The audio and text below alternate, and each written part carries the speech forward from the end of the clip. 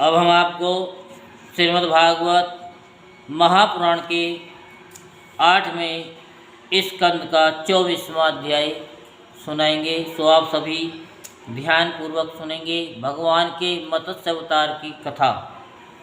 राजा परीक्षित ने पूछा कि भगवान के कर्म बड़े अद्भुत हैं। उन्होंने एक बार अपनी योग माया से मत्स्य अवतार धारण करके बड़ी सुंदर लीला की थी। मैं उनके उसी आदि अवतार की कथा सुनना चाहता हूँ।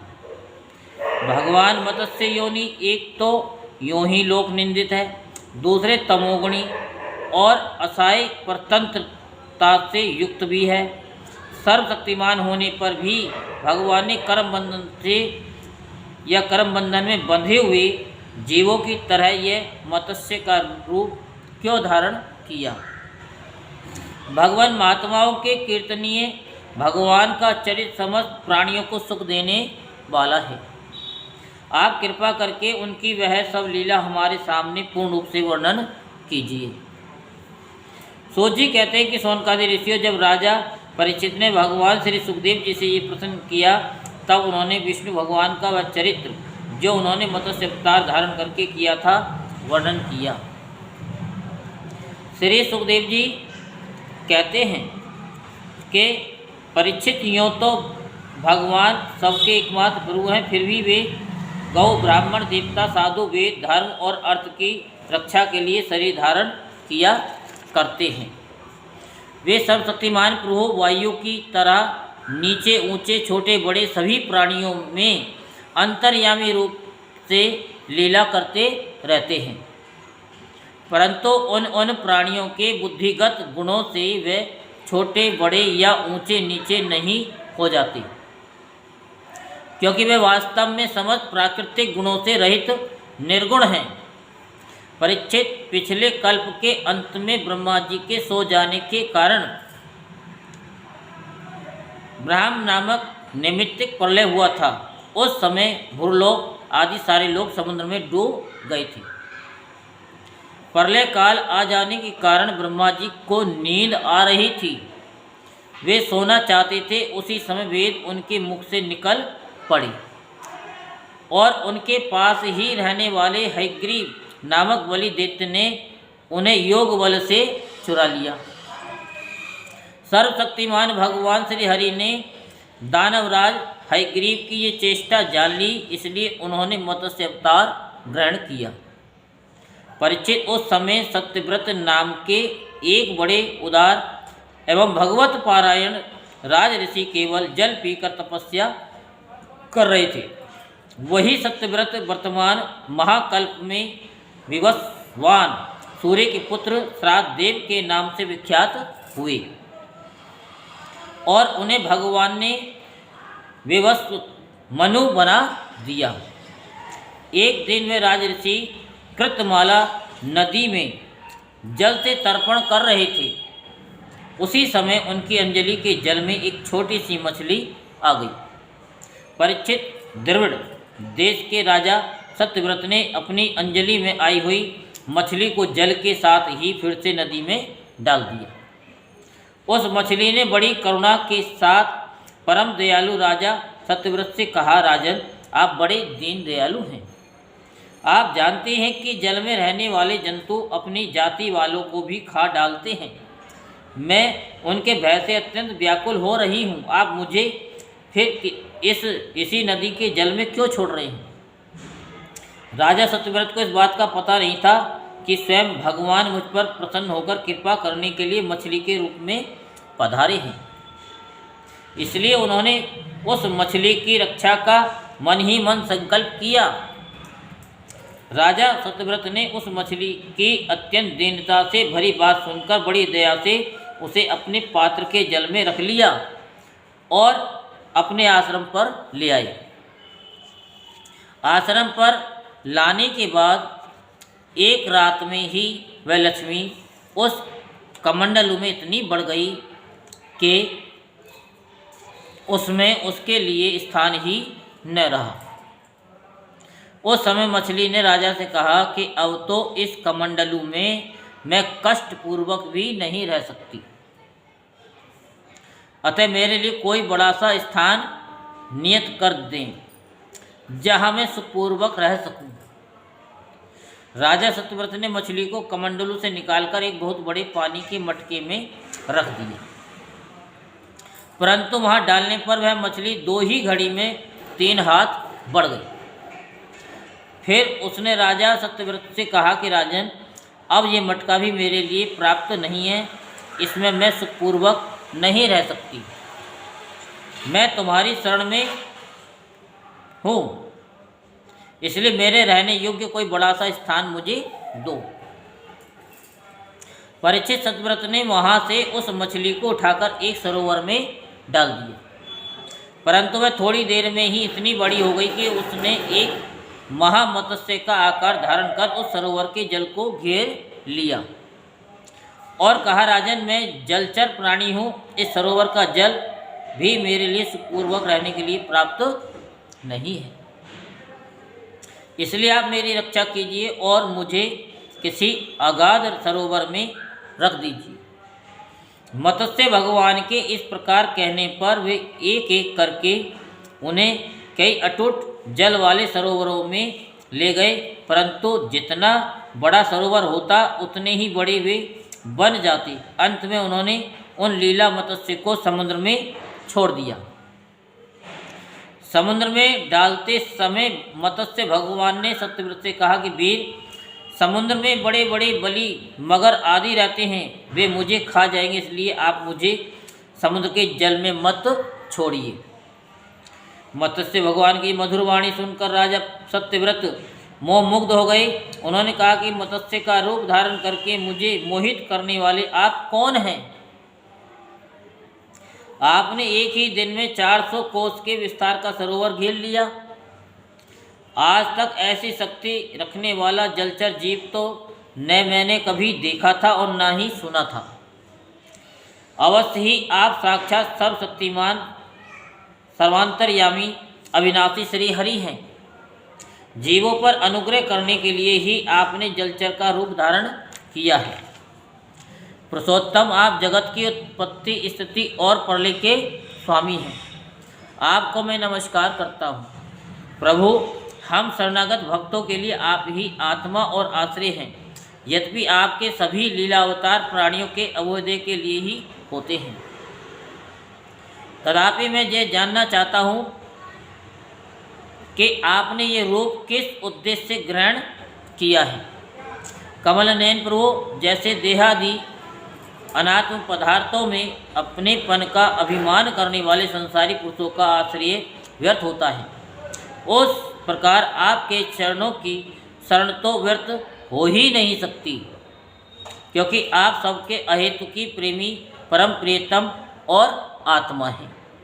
आपने इस समय जो रूप धारण करके हमें दर्शन दिया है, ये बड़ा ही अद्भुत है। श्री सुखदेव जी कहते हैं, परीक्षित, भगवान अपने अनन्य प्रेमी भक्तों पर अत्यंत प्रेम करते हैं। जब जगतपति मत्स्य भगवान ने अपने प्यारे भक्त राजऋषि सत्यव्रत की ये प्रार्थना सुनी तो उनका प्रिय और हित करने के लिए साथ ही कल्पांत के प्रलय कालीन समुद्र में विहार करने के लिए उनसे कहा। श्री भगवान ने कहा, सत्यव्रत, आज से 7वें दिन भूरलोक आदि तीनों लोग प्रलय के समुद्र में डूब जाएंगे। उस समय जब तीनों लोग प्रलय काल की जल राशि में डूबने लगेंगे, तब मेरी प्रेरणा से तुम्हारे पास एक बहुत बड़ी नौका आएगी। उस समय तुम समस्त प्राणियों के सूक्ष्म शरीरों को लेकर सप्त ऋषियों के साथ उस नौका पर चढ़ जाना और समस्त धान्य आदि छोटे बड़े अन्य प्रकार के बीजों को साथ रख लेना। उस समय सब और एकमात्र महासागर लहराता होगा, प्रकाश नहीं होगा। केवल ऋषियों के दिव्य ज्योति के सहारे ही बिना किसी प्रकार की विकलता के तुम उस बड़ी नाव पर चढ़कर चारों ओर विचरण करना। जब प्रचंड आंधी चलने के कारण नाव डगमगाने लगेगी, तब मैं इसी रूप में वहाँ आऊँगा और तुम लोग वासुकी नाग के द्वारा उस नाव को मेरे सींग में बांध देना। सत्यव्रत, इसके बाद जब तक ब्रह्मा जी की रात रहेगी तब तक मैं ऋषियों के साथ तुम्हारे साथ उस नाव में बैठा कर उसे खींचता हुआ समुद्र में विचरण करूँगा। उस समय जब तुम प्रसन्न करोगे तब मैं तुम्हें उपदेश दूंगा और अनुग्रह से मेरी वास्तविक महिमा, जिसका नाम परब्रह्म है, तुम्हारे हृदय में प्रकट हो जाएगा और तुम उसे ठीक ठीक जान लोगे। भगवान राजा सत्यव्रत को ये आदेश देकर अंतर्ध्यान हो गए। अतः अब राजा सत्यव्रत उसी समय की प्रतीक्षा करने लगे जिसके लिए भगवान ने आज्ञा दी थी। कुशों का अग्रभाग पूर्व की ओर करके राजऋषि सत्यव्रत उन पर पूर्वोत्तर मुख से बैठ गए और मत्स्य रूप भगवान के चरणों का चिंतन करने लगे। इतने में ही भगवान का बताया हुआ वह समय आ पहुंचा। राजा ने देखा कि समुद्र अपनी मर्यादा छोड़कर बढ़ रहा है। प्रलय काल के भयंकर मेघ वर्षा करने लगे। देखते ही देखते सारी पृथ्वी डूबने लगी। तब राजा ने भगवान की आज्ञा का स्मरण किया और देखा कि नाव भी आ गई है। तब वह धान्य तथा अन्य बीजों को लेकर सप्तऋषियों के साथ उस पर सवार हो गए। सप्तऋषियों ने बड़े प्रेम से राजा सत्यव्रत से कहा कि राजन, तुम भगवान का ध्यान करो, वे ही हमें इस संकट से बचाएंगे और हमारा कल्याण करेंगे। उनकी आज्ञा से राजा ने भगवान का ध्यान किया। उसी समय उस महान समुद्र में मत्स्य के रूप में भगवान प्रकट हुए। मत्स्य भगवान का शरीर सोने के समान देदीप्यमान था और शरीर का विस्तार था 4 लाख कोस। उनके शरीर में एक बड़ा भारी सींग भी था। भगवान ने पहले जैसी आज्ञा दी थी उसके अनुसार वह नौका वासुकी नाग के द्वारा भगवान के सींग में बांध दी गई और राजा सत्यव्रत ने प्रसन्न होकर भगवान की स्तुति की। राजा सत्यव्रत ने कहा, प्रभु, संसार के जीवों का आत्म ज्ञान अनादि अविद्या से ढक गया है। इस कारण वे संसार के अनेक कलेशों से या कलेशों के भार से पीड़ित हो रहे हैं। जब अनायास ही आपके अनुग्रह से वे आपकी शरण में पहुंच जाते हैं तब आपको प्राप्त कर लेते हैं। इसलिए हमें बंधन से छुड़ाकर वास्तविक मुक्ति देने वाले परम गुरु आप ही हैं। ये जीव अज्ञानी है, अपने ही कर्मों से बंधा हुआ है। वह सुख की इच्छा से दुखप्रद कर्मों का अनुष्ठान करता है, जिनकी सेवा से उसका यह अज्ञान नष्ट हो जाता है। वे ही मेरे परम गुरु, आप मेरे हृदय की गांठ काट दें। जैसे अग्नि में तपाने से सोने चांदी के मल दूर हो जाते हैं और उनका सच्चा स्वरूप निरख आता है, वैसे ही आपकी सेवा से जीव अपने अंतःकरण का ज्ञान रूप मल त्याग देता है और अपने वास्तविक स्वरूप में स्थित हो जाता है। आप सर्वशक्तिमान अविनाशी प्रभु ही हमारे गुरुजनों के भी परम गुरु हैं। अतः आप ही हमारे भी गुरु बने। जितने भी देवता गुरु संसार के दूसरे जीव हैं, वे सब यदि स्वतंत्र रूप से एक साथ मिलकर भी कृपा करें तो आपकी कृपा के 10,000 में अंश के अंश की भी बराबरी नहीं कर सकती। प्रभु, आप ही सर्वशक्तिमान हैं, मैं आपकी शरण ग्रहण करता हूँ। जैसे कोई अंधा अंधे को ही अपना पथ प्रदर्शक बना ले, वैसे ही अज्ञानी जीव अज्ञानी को ही अपना गुरु बनाते हैं। आप सूर्य के समान स्वयं प्रकाश और समस्त इंद्रियों के प्रेरक हैं। हम आत्म तत्व के जिज्ञासु आपको ही गुरु रूप में वर्ण करते हैं। अज्ञानी मनुष्य अज्ञानी को जिस ज्ञान का उपदेश करता है वह तो अज्ञान ही है। उसके द्वारा संसार रूप घोर अंधकार की अधिकाधिक प्राप्ति होती है। परंतु आप तो उस अविनाशी और अमोघ ज्ञान का उपदेश करते हैं जिससे मनुष्य अनायास ही अपने वास्तविक स्वरूप को प्राप्त कर लेता है। आप सारे लोक के सुहृद प्रियतम ईश्वर और आत्मा हैं। गुरु उसके द्वारा प्राप्त होने वाला ज्ञान और अभिष्ट की सिद्धि भी आपका ही स्वरूप है। फिर भी कामनाओं के बंधन में जकड़े जाकर लोग अंधे हो रहे हैं। उन्हें इस बात का पता ही नहीं है कि आप उनके हृदय में ही विराजमान हैं।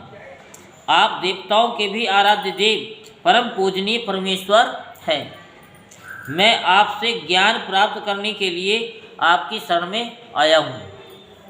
भगवान, आप परमार्थ को प्रकाशित करने वाली अपनी वाणी के द्वारा मेरे हृदय की ग्रंथि काट डालिए और अपने स्वरूप को प्रकाशित कीजिए। श्री सुखदेव जी कहते, परीक्षित, जब राजा सत्यव्रत ने इस प्रकार प्रार्थना की तब मत्स्य रूप धारी पुरुषोत्तम भगवान ने प्रलय के समुद्र में विहार करते हुए उन्हें आत्म तत्व का उपदेश किया। भगवान ने राजऋषि सत्यव्रत को अपने स्वरूप के संपूर्ण रहस्य का वर्णन करते हुए ज्ञान, भक्ति और कर्म योग से परिपूर्ण दिव्य पुराणों का उपदेश किया, जिसको मत्स्य पुराण कहते हैं। सत्यव्रत ने ऋषियों के साथ नाव में बैठे हुए ही संदेह रहित होकर भगवान के द्वारा दिष्ट सनातन ब्रह्म स्वरूप आत्म तत्व का श्रवण किया। इसके बाद जब पिछले प्रलय काल का अंत हो गया और ब्रह्मा जी की नींद टूटी, तब भगवान ने हयग्रीव असुर को मारकर उसे वेद छीन लिए और ब्रह्मा जी को दे दिए। भगवान की कृपा से राजा सत्यव्रत ज्ञान और विज्ञान से संयुक्त होकर इस कल्प में वे वसवत मनु हुए। अपनी योग माया से मत्स्य रूप धारण करने वाले भगवान विष्णु और राजऋषि सत्यव्रत का यह संवाद एवं श्रेष्ठ आख्यान सुनकर मनुष्य सब प्रकार के पापों से मुक्त हो जाता है। जो मनुष्य भगवान के सप्ताह का प्रतिदिन कीर्तन करता है उसके सारे संकल्प सिद्ध हो जाते हैं और उसे परम गति की प्राप्ति होती है। प्रलयकालीन समुद्र में जब ब्रह्मा जी सो गए थे, उनकी सृष्टि शक्ति लुप्त हो चुकी थी। उस समय उनके मुख से निकली हुई श्रुतियों को चुराकर हयग्रीव दैत्य पाताल ले गया था। भगवान ने उसे मारकर वे श्रुतियाँ ब्रह्मा जी को लौटा दी एवं सत्यव्रत तथा सप्त ऋषियों को ब्रह्म तत्व का उपदेश किया। उन समस्त जगत के परम कल्याण लीला मत्स्य भगवान को मैं नमस्कार करता हूँ। बोलो वृंदावन बिहारी लाल की, बोलो बांके बिहारी लाल की। यहाँ पर श्रीमद् भागवत महापुराण के अष्टम स्कंद का 24वां अध्याय और श्रीमद् भागवत महापुराण का प्रथम भाग संपूर्ण होता है। बोलो वृंदावन बिहारी लाल की जय। प्रभु हम पे कृपा करना, प्रभु हम पे दया करना, प्रभु हम पे कृपा करना, प्रभु हम पे दया करना। वैकुंठ तो यही है, हृदय में रहा करना। वैकुंठ तो यही है, हृदय में रहा करना। प्रभु हम पे कृपा करना, प्रभु हम पे दया करना, प्रभु हम पे कृपा करना, प्रभु हम पे दया करना।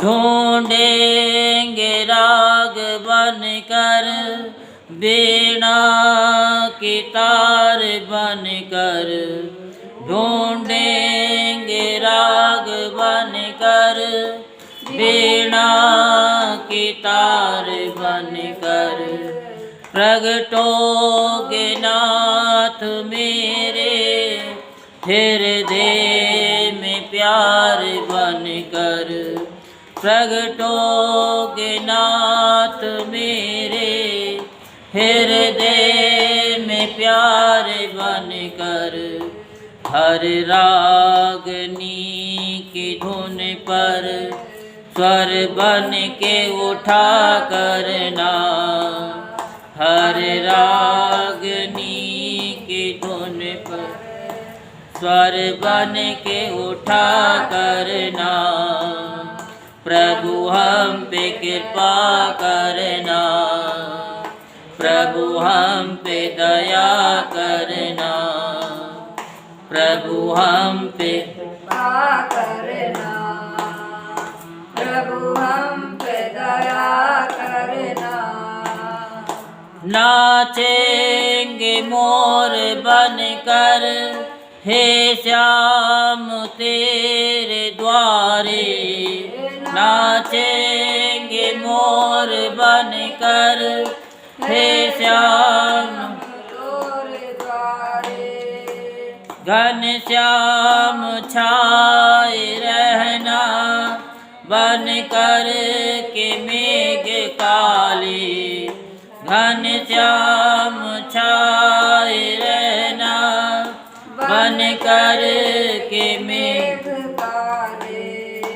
अमृत की धार बन कर प्यासों पे दया करना अमृत की धार बन कर प्यासों पे दया करना प्रभु हम पे कृपा करना प्रभु हम पे दया करना प्रभु हम पे कृपा करना प्रभु हम पे दया करना तेरे वियोग में हम दिन रात हैं उदासी तेरे वियोग में हम दिन रात हैं उदासी अपनी शरण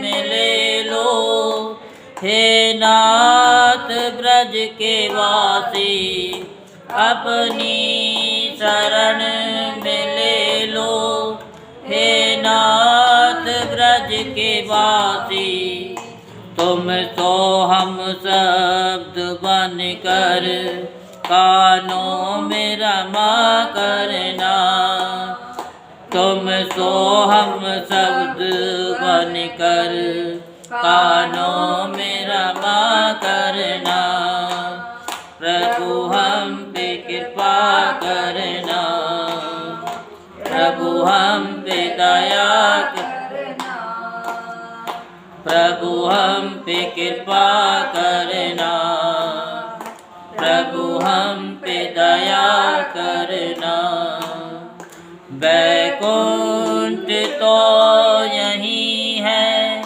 हृदय में रहा करना वैकुंठ तो यही है हृदय में रहा करना प्रभु हम पे कृपा करना प्रभु हम पे दया करना प्रभु हम पे कृपा करना प्रभु हम पे दया करना वैकुंठ तो यही है हृदय में रहा करना बोलो वृंदावन बिहारी लाल की जय जय श्री राधेश्याम जय जय श्री राधेश्याम जय जय